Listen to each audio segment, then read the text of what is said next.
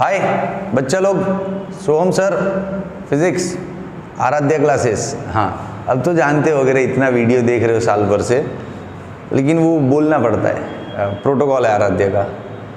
Example 10.9 fluid chapter से 11th, अच्छा सम है, गजब। चल पढ़ते हैं, देख। ये इतना क्या तामझाम करते हो सर। ओके चलो आ जाओ। अ मेटल ब्लॉक ऑफ एरिया, थोड़ा यहाँ से डार्क है ना, इसका स्लाइड पीपीटी चलेगा, अब चलने दो ना। हाँ पढ़ा लेते, ये जगह तो क्लीन है ना। A metal block of area 0.10 metre square is connected to a 0.01 kg mass via a string that passes over an ideal pulley. ये यार इतना सारा इंग्लिश एक साथ, देखो समझते हैं। ये एक मेटल का ब्लॉक है, इसको देखो एक स्ट्रिंग से इस मास के साथ बांधा हुआ है। This block is connected to this mass via a string, और स्ट्रिंग भी पुली के ऊपर से होके जा रहा है। अच्छा, ये स्ट्रिंग मास लेस है, तो स्ट्रिंग का वेट कहीं कंसीडर मत करना, जाने दो, भूल जाओ उसको। और ये पुली फ्रिक्शन लेस है, तो फ्रिक्शन में भी कोई एनर्जी वेस्ट नहीं होगा, उसको भूल जाओ। ठीक है, इस स्ट्रिंग का मास और पुली का फ्रिक्शन भूल जाओ। चलो ठीक है, अब देखो क्या बोलता है ये जो ब्लॉक है इसका एरिया हमको बोल दिया है पहले। ब्लॉक का एरिया कितना बता रहे हैं? 0.10 metre square, 0.10 metre square. Okay no problem, आगे बढ़ो। फिर और क्या इंफॉर्मेशन दी है? एज शॉन इन फिगर में दिख रहे हैं। A liquid with a film thickness of 0.30 millimetre is placed, मतलब एक लिक्विड का फिल्म लेयर कहीं पे रखा है। कहाँ रखा है? Between the block and the table. अरे देख, ये रहा ब्लॉक और ये नीचे टेबल, इसके बीच में यहाँ पे रखा है। देखो इधर लिक्विड का एक फिल्म मतलब लेयर रखा है, ये रहा। इस लेयर का थिकनेस क्या बोला है? ये लेयर है, लेयर। ठीक है, लेयर का थिकनेस जो होता है ना, ये इसको हम L भी बोलते हैं, डेल्टा X भी बोलते हैं। हाँ, लेयर का थिकनेस क्या है? 0.30 मिलीमीटर। ओके बबुआ, चलो डेटा तो यहाँ पे स्टोर कर रहे हैं, तो यहाँ पे लिखो लेयर का थिकनेस 0.30 मिलीमीटर। ओके आगे बढ़ो, क्या बोल, अब ये चाहते क्या है अपने से? व्हेन रिलीज द ब्लॉक, जब हम ब्लॉक को छोड़ते हैं, moves to the right with a constant speed of 0.085। जब हम इस ब्लॉक को छोड़ देते हैं तो ऑब्वियसली ये मास नीचे गिरेगा, तो ब्लॉक को भी अपने साथ दौड़ाएगा, लेकिन ब्लॉक का स्पीड कांस्टेंट है 0.085। लिखो इधर, speed of block is 0.085 metre per second. ये कांस्टेंट है, ध्यान रखना, इस वर्ड का बहुत मतलब है इस क्वेश्चन के अंदर, कांस्टेंट। ठीक है, find the coefficient of viscosity of the liquid. Coefficient of viscosity formula ये रहा विस्कस फोर्स का, eta A V by L. अब ईटा मतलब कोएफिशिएंट ऑफ विस्कोसिटी, इसको सब्जेक्ट बना लो, F upon A V by L. ये हो गया फार्मूला।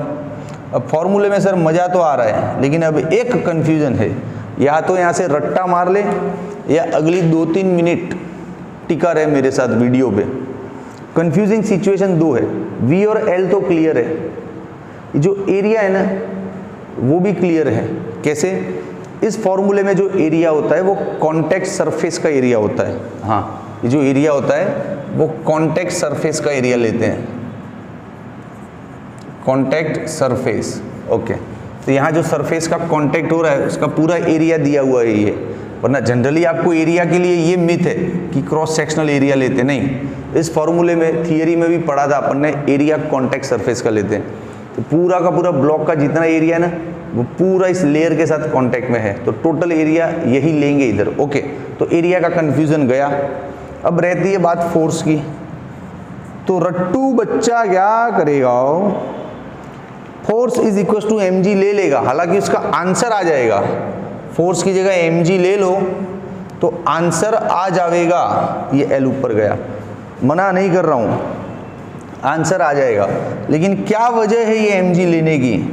अरे सर फोर्स तो mg होता ही है ना, है मामा का घर है, is this mom's brother's house, force mg होता है तो क्या हर बार mg लेगा? ये विस्कोसिटी का प्रॉब्लम है। विस्कोसिटी में जो फोर्स है कहाँ है पता है? थियरी पढ़े हो ध्यान से, जो दो लेयर्स सरकते हैं ना एक दूसरे के ऊपर लिक्विड के, उन लेयर्स के बीच में रिलेटिव मोशन की वजह से ये फोर्स पैदा होता है जो रेजिस्ट करता है। तो ये जो फॉर्मूले में फोर्स आ रहा है वो यहाँ इधर होता है अपोजिट डायरेक्शन में, जिसको रोकता है रेजिस्टिव फोर्स होता है, जिसको हम विस्कस फोर्स भी बोलते हैं। और mg तो तेरा इसका मास है भैया, तो तू जो फॉर्मूले में जो फोर्स है वो यहाँ का रेजिस्टिव फोर्स है, और वो क्वेश्चन में दिया ही नहीं अपने को, और तू जिसको mg समझ रहा है वो तो इसका मास है, तो फिर इसकी जगह ये कैसे आ गया? पकड़ में आ रहा है क्या गलती कर रहे थे? बहुत से बच्चे ऐसा करते हैं, F = mg, आंसर आ गया ना, चलो आगे बढ़ो, जिंदगी बहुत लंबी है, ऐसा नहीं। फॉर्मूले में जो F है वो एक्चुअली यहाँ का रेजिस्टिव फोर्स है, ये लेयर और ब्लॉक के बीच का रेजिस्टेंस है जो मोशन को रोकना चाहता है। तो इस डायरेक्शन में लग रहा है रेजिस्टिव फोर्स, और यहाँ पे लग रहा है इस जगह पे, और तू ये mg को इधर डाल रहा है। हालांकि तेरा आंसर आ रहा है क्योंकि सिचुएशन ऐसी है, लेकिन लेना गलत है, जब तक समझ नहीं हो ये लेना गलत है। चल अब मैं समझ डालता हूँ कि क्यों ये लिया।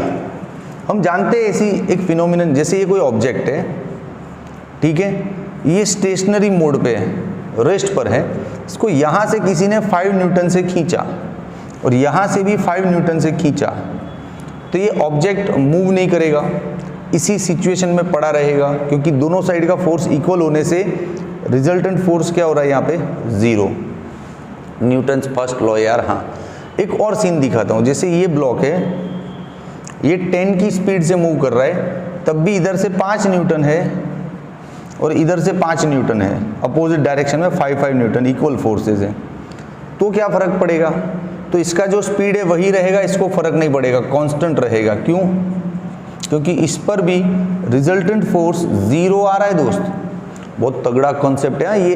F की जगह mg क्यों लगा दिया, उसके पीछे बहुत बढ़िया सोच है, और सोच से ही सम करना चाहिए, रट्टा नहीं मारो, मैं समझा रहा हूँ ना। आएगा नहीं आता है तो भी लास्ट में रट लेना, और क्या है, लेकिन कोशिश तो कर। अब ये दोनों सिचुएशन न्यूटन के लॉ की तरफ आपको ले जाती है। क्या था लॉ? याद रख कि जब ऑब्जेक्ट पे रिजल्टेंट फोर्स 0 होता है तो ऑब्जेक्ट स्टेडी होता है, तो स्टेडी रहता है, और मोशन में होता है तो कांस्टेंट स्पीड से मोशन करता रहता है, उसको फर्क नहीं पड़ता है। ऑब्जेक्ट जिस सिचुएशन में उसी सिचुएशन में रहेगा, स्टेडी है तो स्टेडी रहेगा, और मोशन में है तो उसी स्पीड से मोशन चालू रखेगा। इसका मतलब ये हुआ कि जब स्पीड कांस्टेंट होता है तब रिजल्टेंट फोर्स 0 होता है ना, तब रिजल्टेंट फोर्स 0 होता है। ओके, इस ब्लॉक का स्पीड कांस्टेंट है, इस पे रिजल्टेंट फोर्स कहाँ से आ रहा है? एक तो ये रेजिस्टिव फोर्स और ये स्ट्रिंग का टेंशन फोर्स, दोनों इक्वल होगा। हाँ, रेजिस्टिव फोर्स और टेंशन फोर्स इक्वल होगा। ऐसा ही जैसे 5 न्यूटन, तभी तो इसका स्पीड कांस्टेंट है, तो इस ब्लॉक का स्पीड भी कांस्टेंट बोला था ना, मतलब ये दोनों फोर्स इक्वल रहेगा, इक्वल। अब ये टेंशन यहाँ पर भी लगेगा, अब इसका स्पीड कांस्टेंट है तो ऑब्वियसली इसका स्पीड भी वही होगा, पूरा एक ही सिस्टम है, तो यहाँ पर भी स्पीड कांस्टेंट, तो ये दोनों भी इक्वल रहेगा। तो F = T और T = mg, that's why your F = mg in this particular case, not in all the case of viscosity. समझे कि नहीं समझे? हाँ, अब बोल, दिल से बोल, ये थॉट के पीछे मजा है ना कि F का mg से क्या कनेक्शन बन रहा है। इसलिए F की जगह mg लिया, हर सवाल में नहीं लेना है। हाँ, बस अब तो क्या है, अब तो वैल्यू रखनी है यार, अब कर लोगे ना खुद। देखो ये मास रखना है, यहाँ से ये रहा, फिर g 9.8, फिर L ये ले लो, फिर एरिया ये ले लो, और वेलोसिटी ये ले लो, सारा वैल्यू रखो, आपका आंसर आ जाएगा। आंसर आने के बाद यूनिट का मार्क्स कटता है, तो विस्कोसिटी का यूनिट हम जनरली याद नहीं रखते हैं, रखना चाहिए, मार्क्स जाता है pascal into second, pascal into second. और CGA से तो पॉइस ले लेना। चल स्क्रीनशॉट ले ले पहले। हाँ, आया मज़ा? सही में देख, ऐसे देखने जाओ ना तो सवाल 1-2 मिनट का ही है। ये फार्मूला लिया, ईटा को सब्जेक्ट बनाया, वैल्यू रखो, आंसर। 1 और 2 मिनट का ही सवाल है, लेकिन समझने का इसको वक्त दो ना, मौका दो, चांस टू योर ब्रेन, तो इतना सब ज्ञान इसके अंदर भरा पड़ा है। तो ज्ञान लेने के बाद ही सवाल में आगे बढ़ना चाहिए, तो पढ़ाई आसान लगता है। ठीक है, चल मज़ा आया सही में? तो कमेंट में लिख डाल कमेंट में कि सर गजब मज़ा आ गया, यही ढूंढ रहा था, कहीं मिला नहीं, आपके वीडियो पे मिल गया, चलो मज़ा आ गया। लिख डाल कुछ तो लिख कमेंट में। Like share and subscribe also. Bye.